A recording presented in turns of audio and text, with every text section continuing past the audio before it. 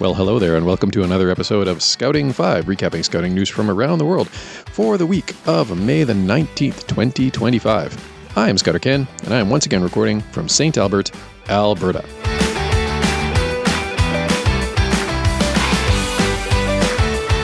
And I know it's been a while since I've done one of these news episodes, but realistically, there actually hasn't been a lot of news crossing my transom.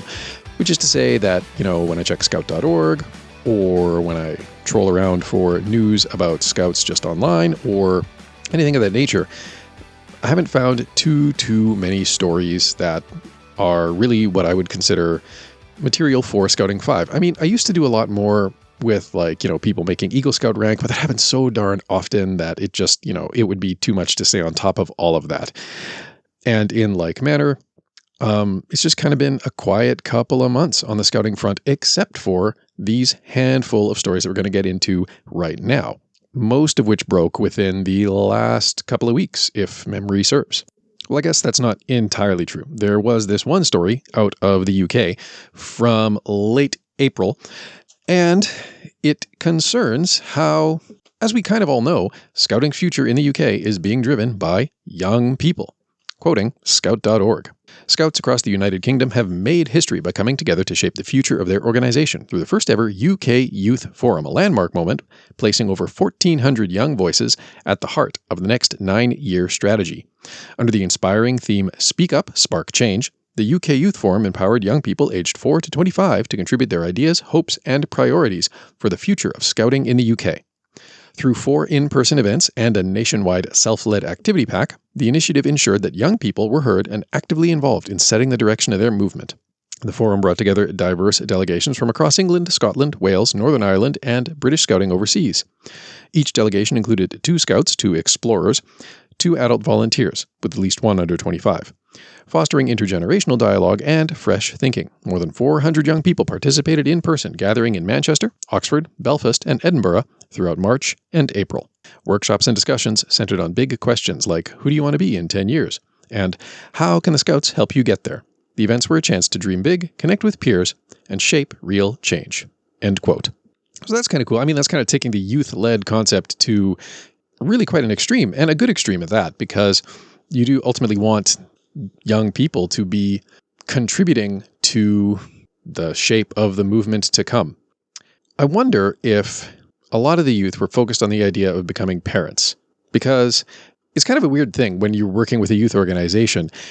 You're kind of, the future of the youth organization definitely depends on the availability of youth in the future. And I worry sometimes that for all of the great things that we do focus on within scouting, we don't always focus on preparing people to become parents in their own way, in their own right, which would kind of be, I think, a really strong investment in the future of scouting, wouldn't it? That's something I'm going to have to tease out in a future episode, I think.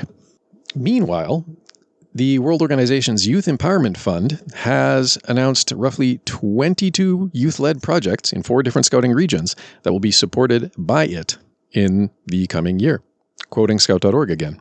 22 youth-led projects in 4 regions have been awarded funding through the Global Youth Mobilization, powered by the Youth Empowerment Fund. This latest round of funding, supported by the European Commission Directorate for International Partnerships, supports projects aimed at advancing the Sustainable Development Goals, empowering young people to lead and implement community-driven initiatives. The selected projects from Asia, Pacific, Africa, Arab Scout region, and Europe will involve youth extensively through consultations in the design phase and as project leaders and as decision makers. In total, 360 project planning team members will oversee operations aiming to reach 88,000 young people. The project will not only engage young people, but also work with communities to raise awareness of the SDGs. Each project will be overseen by National Scout organizations with youth-led implementation teams. They will focus on one or more of World Scouting's Scouts for SDGs educational initiatives, Messengers for Peace, Earth Tribe, Life Leaders, and Health Allies. These initiatives provide a range of activities designed to inspire young people to become active citizens within their local communities. End quote.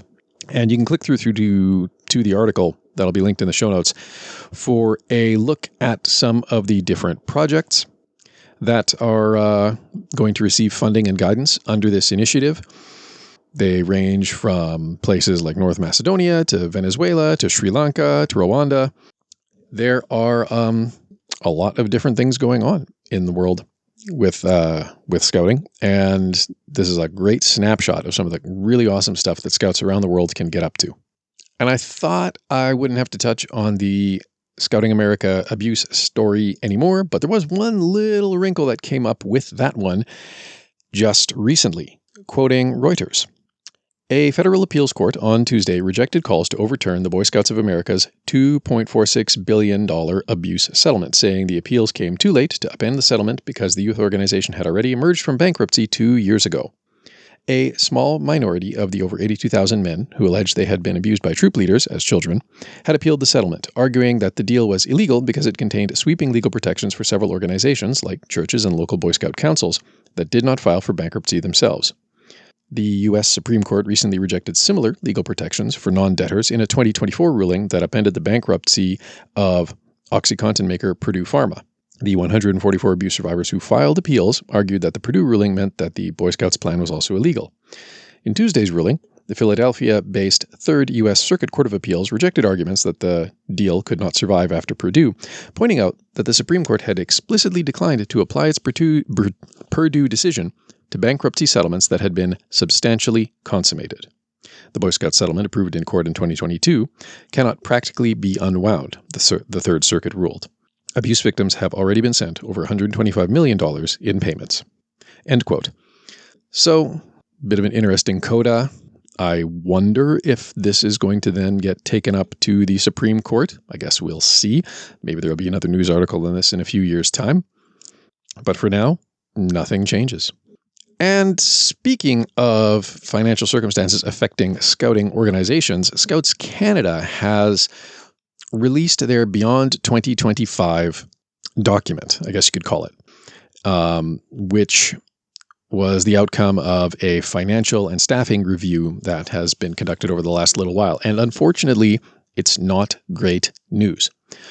I'll let the document speak for itself. Quote, Scouting has a lot to be proud of. Since the pandemic, the resilience and tenacity shown by volunteers and staff has led to a recovery of some 23,000 young people from a membership collapse that took us from 57,000 young people in 2019 to just 22,000 in 2021, and growing back to 45,000 in 2024. These efforts have brought scouting back to Canadian families at a time when non-formal education is needed more than ever. However, there are some hard realities that have persisted in challenging us since 2020. Membership numbers have not returned to 2019 levels. Retail has seen modest growth but remains around 500,000 below 2019 returns. Reliable fundraising revenue has stalled at around $1 million annually compared to $2.9 million in 2019.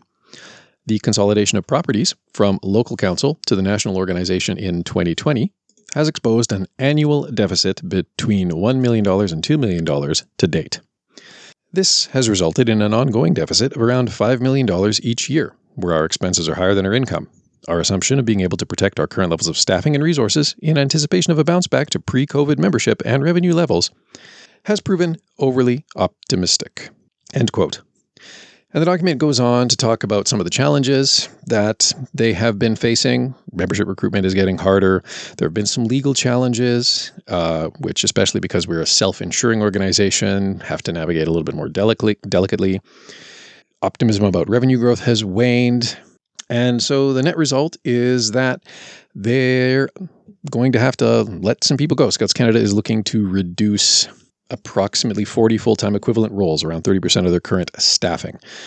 No word yet on exactly who will be affected or what impact this will have on the operations of the organizations, but it is what it is. And you can click through to read the rest of the document. It provides a lot of additional context and charts and all of that stuff. But to end on a bit of good news, one story, and I know I said earlier on that I wasn't going to talk too much about Eagle Scout stuff, but I do work in cybersecurity. And this is actually a story out of Barrie, Ontario. So it's not Eagle Scout, it's Chief Scout. But one teenager just got himself his Chief Scout Award for a very innovative cyber safety project. Quoting Barrie Today. After years of hard work and dedication, a Barrie teen is about to receive one of Scouts Canada's highest awards. Hridita Patel is set to be presented with his Chief Scout Award on June 14th, the top section award for the Scouts section by the youth organization. In addition to requiring Patel to complete 18 levels of the outdoor adventure skills and 30 hours of community service, Individuals working toward their Chief Scout Award are also required to complete a community-oriented service project. For his project, Patel, a fourth-year scout with the Barrie Phoenix Scout Group, decided to research and compile information on recent scams in internet safety. Patel researched frequently occurring scams in the city, as well as the personal experience of friends and family based on emails, telephone calls, and social media posts from online scammers. His final presentation included a detailed write-up about concerns he felt needed to be addressed, and after presenting his findings to a scout leader, approached Barrie Police Service in the hope that they can spread the word to the community and share how they can better protect themselves from falling victim to these kinds of crimes. As a result, Barrie Police Service will be hosting a cybersecurity awareness event on June 4th at St. Catherine of Siena School from 7 to 8:30 p.m. It's an event police officials say is largely thanks to the team's hard work. End quote. So that's kind of cool. Going from just a research project, hoping to, serve friends and family in his scout group and bring some benefit to them. And now it's a full-on police department organized cybersecurity seminar. Congratulations, Mr. Patel. And that is all the news I have for you today. Thank you again for listening, and until next time, be prepared.